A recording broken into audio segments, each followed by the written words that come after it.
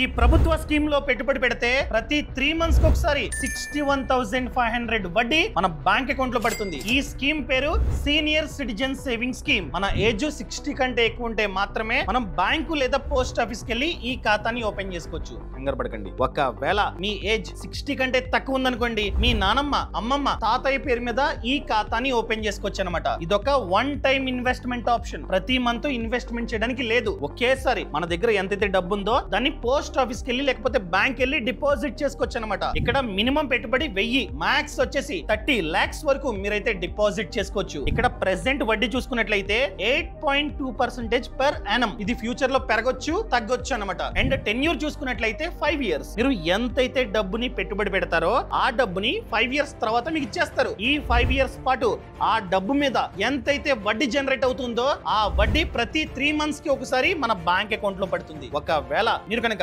Max limit అయిన 30 lakhs ని deposit చేస్తే ప్రతి 3 months కి ఒకసారి మీ బ్యాంక్ అకౌంట్ లో 61,500 పడుతుంది. ఇక్కడ సెక్షన్ 80C కూడా వర్తిస్తుంది అనమాట. సో ఈ సమాచారాన్ని ఎవరి దగ్గర అయితే బాగా డబ్బు ఉందో, ఎవరికైతే ఆ డబ్బు మీద ఎంతైతే వడ్డీ జనరేట్ అవుతుందో ఆ వడ్డీ బ్యాంక్ అకౌంట్ లో పడాలో వాళ్ళకి షేర్ చేయడం అస్సలు మర్చిపోద్దు. అండ్ చాలా మంది రిటైర్మెంట్ అవుతారు. రిటైర్మెంట్ తర్వాత చాలా డబ్బు వస్తుంది అనమాట. సో అలాంటి వాళ్ళకి ఈ రీలు, ఈ స్కీము చాలా బాగా యూజ్ అవుతుంది. షేర్ చేయడం అస్సలు మర్చిపోద్దు. అండ్ ఈ పేజ్ ని ఖచ్చితంగా ఫాలో అవ్వండి.